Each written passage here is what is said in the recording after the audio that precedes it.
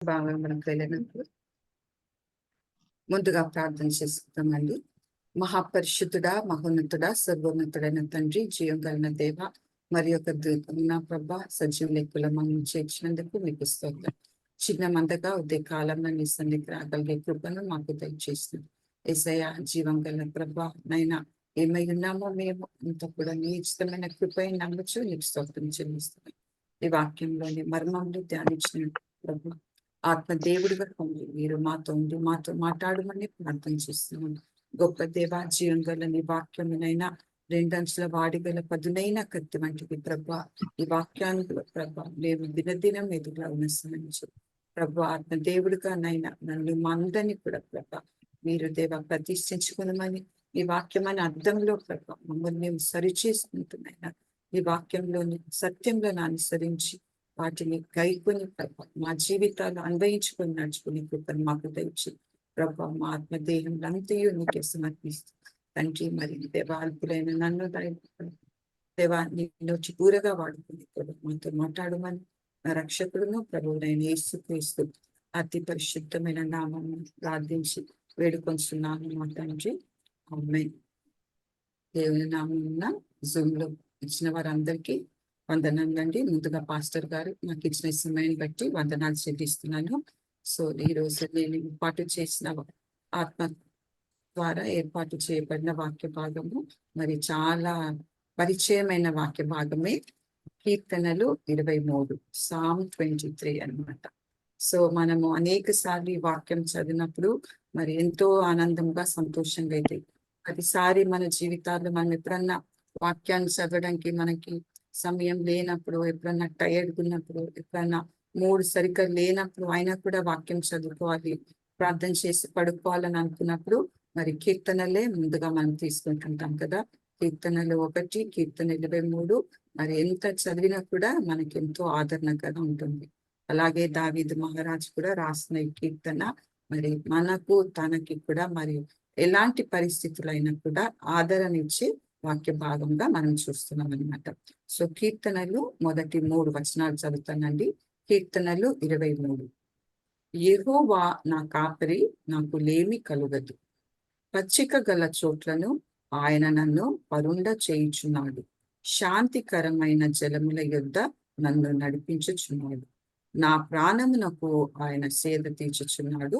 తన నామమును బట్టి నీతి మార్గములలో నన్ను నడిపించుచున్నాడు. అయితే దావీదు మహారాజు యెహోవా దేవుణ్ణి తన కాపరిగా చేసుకున్నట్టుగా చూస్తున్నాం కదా. మరి మన కాపరి కూడా, మన ప్రధాన కాపరి కూడా ఆయనే ఉండాలని మరి మనకు కూడా ఆశ కలిగి ఉంటుంది కదా. ఆయనను మన కాపరిగా మనం చేసుకున్న ఎడల మరి ఆయన సరి అయిన మార్గంలో నడిపించే దేవుడు. మన పరిస్థితిలో మనము మరి ఎంతో వేదనలో, దుఃఖంలో, కష్టంలో ఉన్నప్పుడు ఒకసారి దావీదు జీవితాన్ని చూసుకున్నడలా మరి దావీదు గొలియాతుని చంపి మరి ఆయన ఎంతో కీర్తి చెంది ఉన్నప్పుడు మరి సౌలు ఆ సమయంలో రాజుగా ఉన్నప్పుడు మరి దావీదు కలిగిన కీర్తికి అసూయతో, ద్వేషంతో మరి సౌలు తను మరి దావీదుని ఎంతగో శ్రమ పెట్టినట్టుగా మనం చూస్తుంటాం. అనేక సార్లు ఆయన వెంటపడి మరి ఆయన పరిగెడుతూనే ఉన్నాడు. ఎక్కడ కూడా అలసట, మరి ఎంతో అలసట, మరి ఎక్కడ కూడా ఆయనకి ఒక పీస్ఫుల్ ఆఫ్ మైండ్ లేకుండా ఉన్నప్పటికీ కూడా దేవుణ్ణి ఆయన మరి కాపరిగా చేసుకున్నట్టుగా మనం చూస్తున్నాం. ఆ కాపరి మరి మంచి మార్గంలో మనం నడిపిస్తున్నట్టుగా మనం చూస్తున్నాం. కాపరి తన గొర్రెలను సరైన మార్గంలో నడిపిస్తున్నట్టుగా మనం చూస్తున్నాం. ఆయనని మన కాపరిగా మనం చేసుకునేలా మనం దేని గురించి చింతించాల్సిన అవసరం లేదు. దావీదు యెహోవా దేవుని తన కాపరిగా చేసుకొని తనకి తాను ధైర్యపరుచుకుంటున్నాడు. హీ గెట్స్ కంఫర్ట్ అన్నమాట. తనను తాను కంఫర్ట్ చేసుకుంటున్నాడు. ఆయన నా కాపరి, నాకు లేమి కలగదు.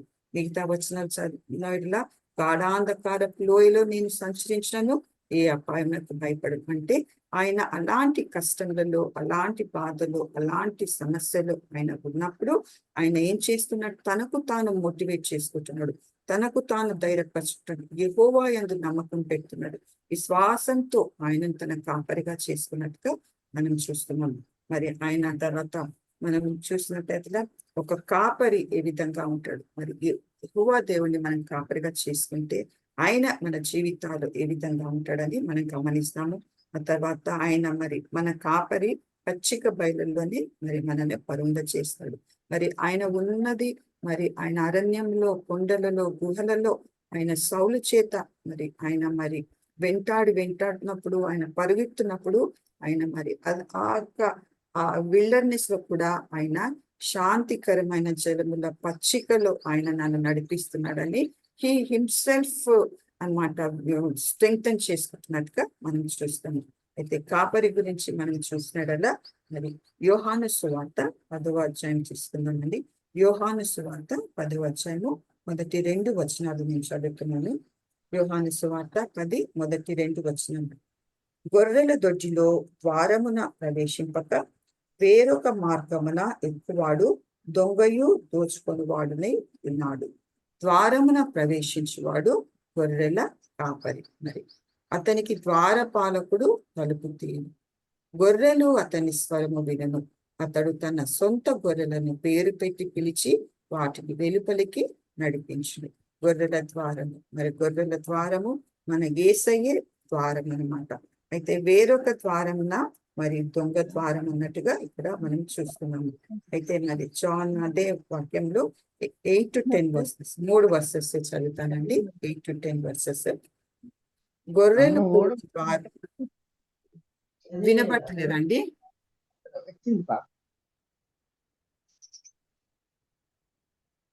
యోహాను సువార్త 10వ అధ్యాయము 8 నుంచి 10 వచనాలు చదువుతున్నాను. గొర్రెలు పోవు ద్వారమును నేనే. నాకు ముందు వచ్చిన వారందరూ దొంగలను దోచుకొని వారునై ఉన్నారు. గొర్రెలు వారి స్వరము వినలేదు. నేనే ద్వారమును. నా ద్వారా ఎవడైనా లోపల ప్రవేశించినడలా వాడు రక్షింపబడిన వాడై లోపలికి పోవచ్చు, బయటికి వచ్చుచు మేత మేయచ్చు. దొంగ దొంగతనమును, హత్యను, నాశనము చేయుటకు వచ్చు, కానీ మరి దేనికిని రాడు. గొర్రెలకు జీవం కలుగుటకును అది సమృద్ధిగా కలుగుటకును నేను వచ్చినని మీతో నిశ్చయంగా చెప్పుచున్నాను. అయితే ఆయన చెప్తున్నాడు కదా, మరి యెహోవా దేవుడు మరి యేసయ్యని మన ద్వారంగా చేసుకునేలా ఆయన మనని నడిపిస్తుంటాడు. అయితే ఆయన మందులో మనం ఉంటే మనము ఆయన స్వరము వినువారంగా ఉంటామన్నమాట. మనము ఆయన స్వరము విని ఆయనను మన కాపరిగా మనం చేసుకున్నడలా ఆయన మనకి ఏమి ఇస్తానంటున్నాడండి? రక్షణను ఇస్తానంటున్నాడు. జీవము కలిగి ఉంటున్నామో ఆ తర్వాత సమృద్ధి కలిగి ఉంటాము. ఎప్పుడైతే మనం ఆయనను కాపరిగా చేసుకుంటే రక్షణను, జీవమును, సమృద్ధి మనకు కలుగుతుంది అనమాట. అయితే హీ ప్రొటెక్ట్స్, హీ కంట్రోల్స్ అనమాట. He takes charge of his sheep అనమాట. అయితే ఇక్కడ దొంగ గురించి కూడా ఆయన చెప్తున్నాడు. దొంగ వేరే ద్వారం వస్తాడు. మరి దొంగ ఎందుకొని వస్తాడు అంటే మరి ఆయన హత్య చేయుటకు వస్తాడనమాట. He comes, thief comes to steal, to destroy and to kill. అయితే ఆయన అంటాడు కదా, మరి జీతగాడైతేనే ఆ విధంగా చేస్తాడు, దొంగ ద్వారంలో వచ్చేవాడు అలా చేస్తాడు. అయితే మరి యేసయ్యని మన కాపరిగా మనం చేసుకున్నడలా ఆయన మన ప్రాణ దేహమును రక్షిస్తాడు, జీవమును, సమృద్ధిని రక్షిస్తాడు.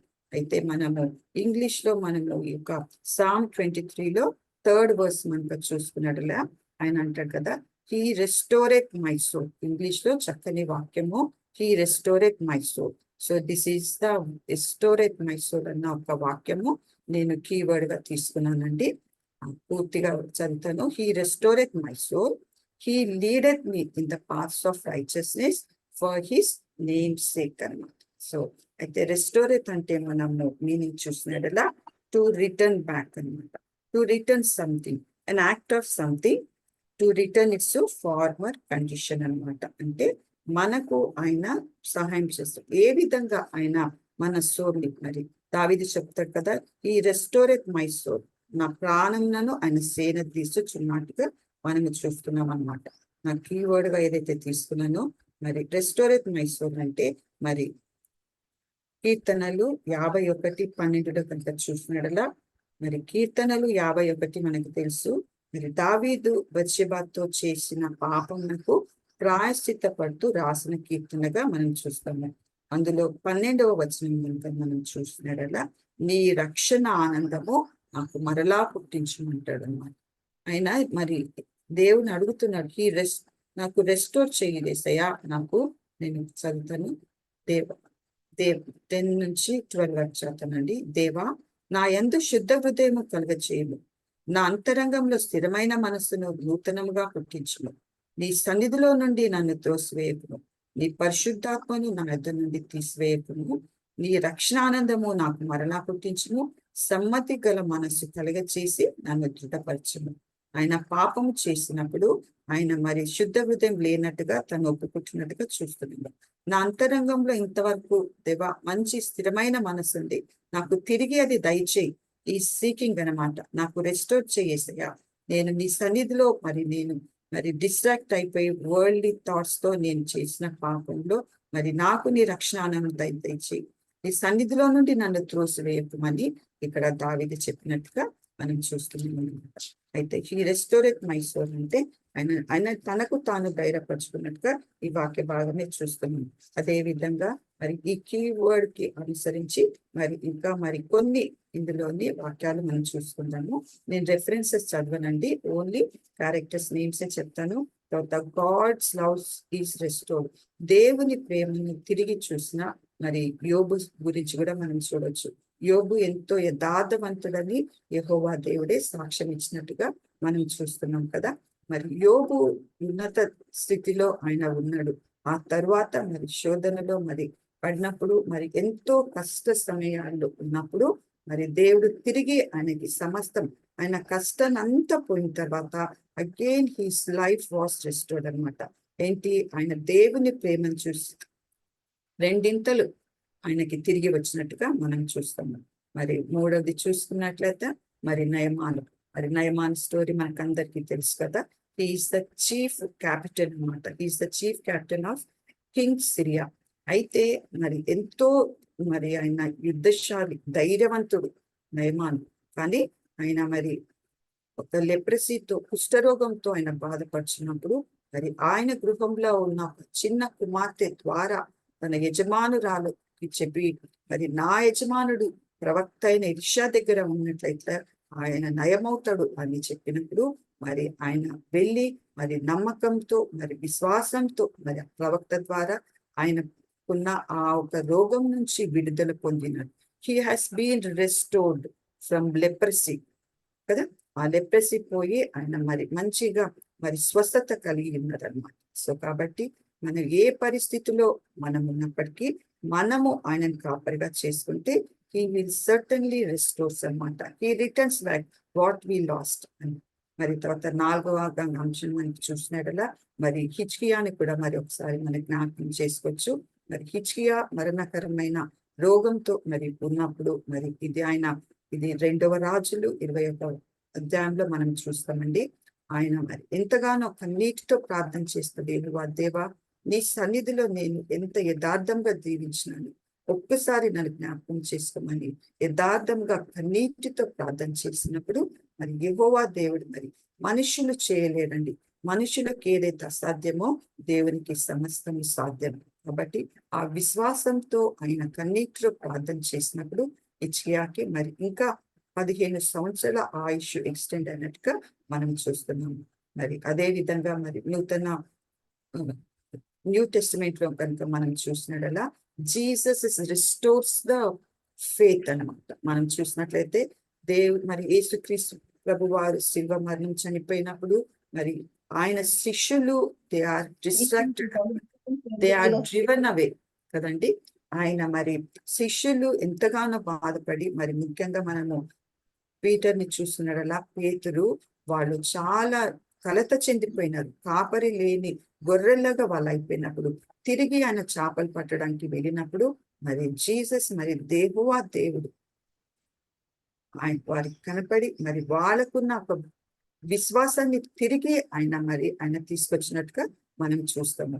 హీఈస్ ద మరి ఫిషర్ మ్యాన్ ని దేవుడు ఏం చేసినాడు, హీఈస్ ద ఫిషర్ గా ఫిషెస్ పట్టి ఆయనని మరి మనుషులను పట్టి జాలరుగా చేస్తున్నాడు. ఆయన ఏదైతే విశ్వాసం కోల్పోయినారో వాళ్ళు శిష్యులు తిరిగి ఆయన ప్రేమ ద్వారా తిరిగి వారికి విశ్వాసం వచ్చినట్టుగా మరి మనం చూస్తాము. తోమా కూడా మీరు అందరూ కూడా నమ్మినా కూడా నేను నమ్మను, ఆయన చేతిలో మరి నా వేలు పెట్టి చూసే వరకు కూడా మరి నేను నమ్మను అని అన్నాడు. ఆయన తోమా కూడా మరి ప్రభు వారు వారికి కనపడినప్పుడు ఆయన విశ్వాసాలను పొందుకున్నట్టుగా చూస్తాము. మన దేవుడు వదిలిపెట్టే దేవుడు కాదు. ఒకప్పుడు మనం ఆత్మీయ జీవితంలో ఎదిగి ఉంటాము. కొన్ని క్లిష్ట పరిస్థితుల్లో మరి మనము ఎదుర్కొన్న సమస్యల్లో ఉన్నప్పుడు మరి మనము may be drifted away from our faithful life కదా. అలాంటప్పుడు ఆయన మనల్ని వదిలిపెట్టాడు. మనము ప్రార్థన చేయకున్నా కూడా ఆయన వదిలే దేవుడు కాదు. ఆయన తిరిగి మనని ఆ విశ్వాస జీవితంలోనికి మరి హీ విల్ సర్టన్లీ రెస్టోర్స్ అన్నమాట. శిష్యుల విశ్వాసాన్ని నిలబెట్టినాడు. తిరిగి మరి ఘనమైన సేవ వారు చేసినట్టుగా, పేతురు గొప్ప సేవ చేసినట్టుగా, ఎన్ని కష్టాలు వచ్చినా కూడా వారు నమ్ముకున్న ఆ దేవుణ్ణి వదిలిపెట్టలేదండి. మరి తోమా కూడా అదే విధంగా మరి మనం ఎంతగానో ధన్యుడమో మరి మన దేశంకి వచ్చి ఆయన పరిచర్య చేసినట్టుగా మనం చూస్తున్నాం. ఆ తర్వాత హౌ గాడ్ విల్ రెస్టోర్ అస్, దేవుడు మనని ఏ విధంగా రెస్టోర్ చేస్తాడు. మనం ఈ కీవర్డ్ ని చూస్తున్నప్పుడు ఏ విధంగా ఆయన రెస్టోర్ చేస్తుందంటే మరి ఇర్మియా గ్రంథము 30:17 ఒకసారి చదువుతానండి. ఇర్మియా 30:17. అయితే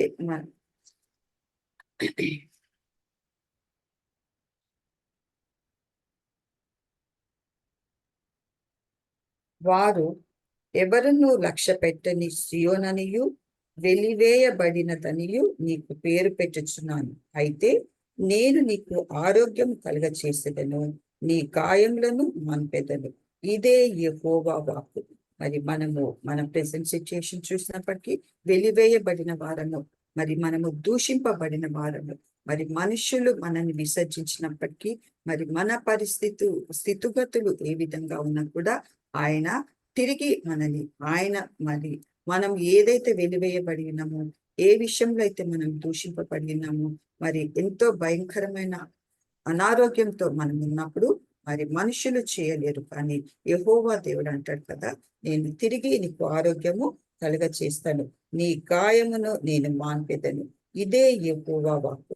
సో కాబట్టి ఆయనను మనం కాపరిగా చేసుకునేలా ఆయన తిరిగి మనం పొడుగొట్టుకున్నవి ఆయన తిరిగి మనకి దయచేస్తున్నాడని వాక్య భాగంలో మనం చూస్తున్నాము. అలాగే గలతీలు రాసిన పత్రికలో మరి 6వ అధ్యాయం 1వ వచనం చూస్తే, if someone is caught in sin, అయితే ఇక్కడ అడుగుతాడు కదా, మరి ఆయన మనకి హెచ్చరిక చేస్తున్నాడు, అట్ ద సేమ్ టైం మనకు ఒక మెసేజ్ ఇస్తున్నట్టుగా మనం చూస్తున్నాం. మనము మరి మన చుట్టూన కానీ మన గృహంలో మన సంఘంలో ఎవరైనా మరి పాపంలో అక్రమంలో మరి పడిపోయినప్పుడు మరి ఆయన వాక్యం తెలిసిన వారంగా మనము we have to restore their faith అనమాట. సో ఇది ఒక కమిషన్ మనకి ఇచ్చినాడు. ఆ తర్వాత ప్రభు కూడా మనకి చెప్తున్నాడు కదా, మనము ఆత్మీయ జీవితంలో పడిపోయిన వారిని తిరిగి మనం ఆత్మీయ జీవితంలోకి తీసుకురావడానికి మనం ప్రయత్నించాలని మనకి వాక్యంలో చెప్తున్నట్టుగా చూస్తున్నాం. అదే తర్వాత మరి ఎజెకియేల్ 36 వచనం కూడా ఒకసారి చదువుకుందామండి. 36:26 చదువుతున్నాను. నూతన హృదయము మీకు ఇచ్చేదను, నూతన స్వభావము మీకు కలుగ చేసేదను. రాతి గుండె మీలో నుండి తీసివేసి మాంసపు గుండెను మీకు ఇచ్చేదను. దేవునికి ప్రేస్తున్నాడు. మరి మనకి ఉన్న మనలో నూతన హృదయాన్ని ఆయన దయచేస్తానని చెప్తున్నాడు. రాతి హృదయాన్ని మనలో నుంచి తీసివేస్తానంటున్నాడు. న్యూ హార్ట్, న్యూ స్పిరిట్ ఈ గివ్స్ us అన్నమాట. సో కాబట్టి నేను మరి ఎంచుకున్న ఈ యొక్క కీవర్డ్స్ లో ఈ రెస్టోర్స్ మన పరిస్థితిలో మనం దిగజారిపోయినప్పటికీ, ఆత్మీయ జీవితంలో మనం పడిపోయినప్పటికీ ఆయన అభయం ఇస్తున్నాడు. ఆయన వాక్యం ద్వారా మరి ఆయన తిరిగి మనని మరి పోగొట్టుకున్నది ఏదైనా సరే మన జీవితంలో కానీ మన ఆత్మీయ జీవితంలో కానీ మన పరిసరాల్లో మనము ఏదైతే అవమానకరంగా మరి మన ప్రెసెంట్ సిచ్యుయేషన్ మనం చూసుకోవచ్చు కదా, మనము దళితులమని మనని వెలివేయబడిన వారంగా మనకి పరిస్థితి ఉన్నది. మనని ఎంతగానో దూషిస్తున్నారు, కానీ దేవుడు అంటాడు కదా, the situation never continue like this, you will have a new life అని వాక్యం ద్వారా మరి పోగలుగుతున్నాము. అయితే మనము చూస్తున్న ఈ వాక్య భాగాలన్నిట్లో కూడా మరి మనం ఏం చేసుకుంటున్నాము కన్క్లూషన్ లో మనం చూసినట్టే we have to reexamine our selves అనమాట. మనం మరి మొదటి ప్రేమను నువ్వు కోల్పోతామని మరి మనం ప్రకటన గ్రంథంలో చూసినట్లు కదా. మరి ఆ మొదటి ప్రేమను తిరిగి ఆయన సారీ అండి, ఆయన దయచేవాడనమాట. అయితే ఆయనని మనం కాపరిగా చేసుకొని మనము ఆయన సన్నిధిలో వచ్చి, దేవా ఇదిగో నా పరిస్థితి ఇలా ఉంది, నా కాపరిగా నిర్మించేస్తున్నంటే ఆయన మనల్ని ధైర్యపరిచి మనం నడిపిస్తాడు. మరి మనం పైన చూసిన వాక్యాలన్నిటిలో ఒక్కసారి మనం సమరైజ్ చేసుకున్నామండి. ఆయన మన ప్రధాన కాపరిగా చేసుకున్నాడలా ఆయన మందలో మనల్ని చేర్చుకొని సరి అయిన మార్గంలో, పచ్చిక మార్గంలో మనల్ని నడిపిస్తాడు. మన చుట్టూ ఎడారి పరిస్థితి ఉన్నప్పటికీ ఆయన మరి పరిస్థితిని తారుమారు చేసే దేవుడు కదా. సమస్తము ఆయన స్వాధీనంలో ఉన్నది.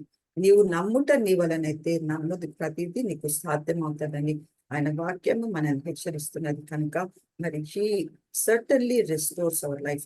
హీ బ్రింగ్స్ బ్యాక్ అనమాట. What we lost he will certainly brings back అనమాట. అయితే మనము ఆయన స్వరం వినువారముగా ఉండాలి. ఆయనని మన కాపరిగా చేసుకుంటే ఆయన స్వరము వినడానికి ఆత్మీయతగా మనం ఆయన యుద్ధ వచ్చినడలా ఆయన తన మందులో మనని సరైన మార్గంలో నడిపిస్తూ మరి మన ఎలాంటి ఎనిమిస్ నుంచి కూడా ఆయనను తప్పించినట్టుగా మనం చూస్తాము. గొర్రెలు మరి తల వంచుకొని మరి ఆయన వెళ్తూ ఉంటాడు. మన కాపరి మనకి ముందుగా ఉంటే మనని ఆయన మందులో మనం నడిపిస్తుంటాడు. కాబట్టి ఆయన వైపు మనం చూడాలని ఈ రోజున దేవుడు మన అందరితో మరి మాట్లాడుతున్నట్టుగా మనం చూస్తాము. ఆయనను కాపరిగా చేసుకుంటే ఆయన మనకి రక్షణ ఇస్తున్నాడు, జీవాన్ని ఇస్తాను అంటున్నాడు. మన సమృద్ధి, మనం ఏదైనా కోల్పోయినప్పుడే ఉన్నంతలో కూడా ఆయన సమృద్ధి దయచేవాడు మన దేవుడు అని మనం గుర్తుపెట్టుకోవాలి. ఆ తర్వాత ఆయన ప్రేమను మరి యోబు ఆయన ప్రేమను మరి తిరిగి కనుగొన్నట్టుగా మనం చూస్తాము. For certain time, some time ఈ వాజ్ ఆయన అనుకున్నాడు, ఆయన పరిస్థితిలో ఎప్పుడూ దేవుని దూషించలేదు. కానీ ఇది ఆయన యథార్థవంతుడై ఆయన యందు విశ్వాసంతో నమ్మకంగా అంత భయంకర పరిస్థితిలో ఆయన దేవునికి ముంగై ఉన్నాడు కాబట్టి తిరిగి ఆయన పొందుకోగలిగినట్టుగా మనం చూస్తాము. నయమాను మరి ఆయన మరి దూషణతో నేను ఎలీషా దగ్గరికి వెళ్ళాలా, నేను అక్కడ నీళ్ళలో మునగాల అని అనుకున్నాడు. కానీ మరి తర్వాత తన యొక్క సబార్డినేట్స్ చెప్పినప్పుడు ఆయన నమ్మినాడు. ఎవరైనా కూడా మరి నువ్వు ప్రవక్త కదా, ప్రవక్త చెప్పిన మాట వినడంలో తప్పు లేదు కదా అంటే ఆయన విన్నాడు. ఇమ్మీడియట్ గా హీ సబ్మిటెడ్. మరి అంత పెద్ద కెప్టెన్ అయినప్పటికీ కూడా ఆ మాట నమ్మినందుకు మరి ఆయనకున్న ఒక కుష్ఠరోగం నుంచి విడుదల పొందినట్టుగా మనము చూస్తున్నాం అన్నమాట. మరి పేతురు మరి ఆయన మరి ఎంతగానో చింత చెందినాడు. బొంకినప్పుడు చాలా చింత చెంది తిరిగి ఆయన మరి చేపలు పట్టడానికి పోయినప్పుడు మరి యేసుక్రీస్తు ప్రభు వారు తిరిగి ఆయనను మనుషుల పట్టు జాలరుగా చేసుకొచ్చినట్టుగా ఆ విశ్వాసాన్ని ఆయన స్థిరపరిచినట్టుగా మనం చూస్తున్నాం. మన జీవితాల్లో కూడా అనేక సార్లు మనము తప్పిపోయిన ఎడలా ఆయన తిరిగి ఆ విశ్వాస జీవితాన్ని తీసుకొచ్చి యెహోవా దేవుడు అన్నమాట. మరి క్రీస్తు ప్రభు వారి తోమాని కూడా ఆ యొక్క అవిశ్వాసం నుంచి మరి ఆ యొక్క డౌటింగ్ నుంచి ఆయన విశ్వాసాన్ని స్థిరపరిచినట్టుగా చూస్తున్నాము. మరి ఇర్మియా గ్రంథంలో కానీ యెహెజ్కేలు గ్రంథంలో కానీ చూసినట్లయితే మరి మన ప్రజలు ఆయన ప్రామిస్డ్ మరి యెహోవా దేవుడు మరి ఇశ్రాయేలు ప్రజలను ఎంతగానో ప్రేమించున్నాడు కదా. మరి వారికి కలిగిన ఆ బానిసత్వంలో ఆయన వదిలిపెట్టలేదండి. వారు పాపం చేసినప్పుడు చెరకు తీసుకొని వెళ్ళినారు. కానీ ఎన్ని సంవత్సరాలు అయినప్పటికీ కూడా వారు విస్తరిస్తూనే ఉన్నారు. తిరిగి వారికి విడుదల దయచేసినట్టుగా మరి మనం చూస్తున్నాము. మనుషులు ఏది చేయలేడండి. మనుషుల రిలేషన్స్ కానీ మనుషులు మనతో ఉన్న relations that is only temporary. కానీ పర్మనెంట్ గా మనకు వచ్చేది ఆదరణ కానీ, ఆ ధైర్యము కానీ, ఆయన కృప కానీ, ఆయన ప్రేమ కానీ కేవలం మన కాపరిగా మనం ఆయన చేసుకున్నట్లా ఆయన ద్వారానే మనం పొందుకోగలం అనమాట. సో మరి జెర్మియా మనం చూసినట్లయితే మరి గొప్ప ఒక ఆరోగ్యాన్ని వారికి ఇచ్చినట్టుగా మనం చూస్తున్నాం. ఎంత పర్సిక్యూషన్ లో మనం ఇప్పుడు ప్రజెంట్ ఉన్నప్పటికీ కూడా దేవుడు తిరిగి మనకి మంచి రోజులు దయచేస్తాడు. తిరిగి ఎవరెవరైతే మనల్ని దూషిస్తున్నారో, మరి మన పాస్టర్స్ మన పరిచర్య చేసే వాళ్ళని ఎంతో మరి హీనంగా చూస్తున్నారు. కానీ ఈ సిట్యుయేషన్ అలాగే ఉండదు. మనకి కూడా దేవుడు తిరిగి మనకి మనము ఏదైతే ఆయన అంటారు కదా, వారు మిమ్మల్ని దూషిస్తున్నారంటే ముందుగా నన్ను దూషించినారు, ఆ తర్వాత మిమ్మల్ని దూషించినారు అని ఆ ప్రభువే మరి మనకు అండగా ఉన్నారు. సో కాబట్టి ఈ పరిస్థితిలో మనం ఆయన వైపు చూడాలి. మన కన్నులు యేసుక్రీస్తు వైపు పెట్టినలా మరి మనము చుట్టూన పరిస్థితులకు మనం డిస్ట్రాక్ట్ కాకుండా ఆయన వైపు మనం చూసినలా మనము ఆ విశ్వాసంలో ముందుకు సాగగలుగుతాం అన్నమాట. పరిస్థితులు మనని కింద పడేస్తుంటది. పరిస్థితులతో మనము పక్కకు తప్పిపోతుంటాం. కానీ ఆయన నడిపించేవాడు. గొర్రెలను మరి ఆయన ముందుకుండి మనకి నడిపిస్తుంటాడు. మరి ఆ ఇశ్రాయేలు ప్రజల్ని పగలేని మరి మేఘస్తంభం ద్వారా, రాత్రి అగ్నిస్తంభం ద్వారా మరి ఏ విధంగా అంత జనాంగాన్ని నడిపించినాడో మరి మోషే అడుగుతాడు కదా, దేవా నీ సన్నిధి నాతో రాకుంటే నేను వెళ్ళను అంటాడు. నిజమే, మనం కూడా మనం చేసే ప్రతి పనిలో కూడా మరి మనము మన ఒక పరిసరాలు ఆ విధంగా ఉన్నప్పటికీ ఆయనను కాపరిగా చేసుకుని, తండ్రి నీ సన్నిధి నాతో రావాలి, నేను ఇక్కడికి వెళ్తున్నాను యేసయ్య, మీరు నాతో ఉండండి, నాతో మాట్లాడండి అన్నప్పుడు ఆయన ఎంతో సంతోషంగా ఆయన మనకి అండగా ఉంటాడు, మనకి నీడగా ఉంటాడు. సో కాబట్టి ఈ రోజున దేవుడు మరి నాకు ఇచ్చిన ఈ యొక్క తలంపుని బట్టి, ఒక ఈ ఆలోచన బట్టి, ఈ యొక్క ప్రేరేపణ బట్టి ఆయన మనకి నూతన మనసు దయచేస్తాడు. మనలో ఉన్న రాతి గుండెని యేషుకేలు గ్రంథంలో చదివినట్టుగా మనలో ఉన్న రాతి గుండెను తీసివేసి ఆయన మాంసపు గుండెను దయచేవాడుగా ఉంటున్నాడు. కాబట్టి మరి మనము ఏ విధంగా కూడా మరి మనం చింతించాల్సిన అవసరం లేదు. ఆయన వాక్యము ద్వారా మనని హెచ్చరిస్తున్నాడు. కాబట్టి ఆయనని మనం కాపరిగా చేసుకొని మన ఆత్మీయ జీవితంలో మనం ముందుకు సాగాలని దేవుడు మనల్ని దీవించిన గాక. ఆత్మీయ జీవితంలో మనము మరి ఎదుగులాగున ఆత్మీయ వరాలతో మనం ప్రతిష్ఠించుకొని ఆయన వైపు మనం చూసినాడలా ఆయన మనల్ని నడిపించిన గాక. ఇంత చిన్ని వాక్యాన్ని దేవుడు మనం దీవించిన గాక. ఆమేన్.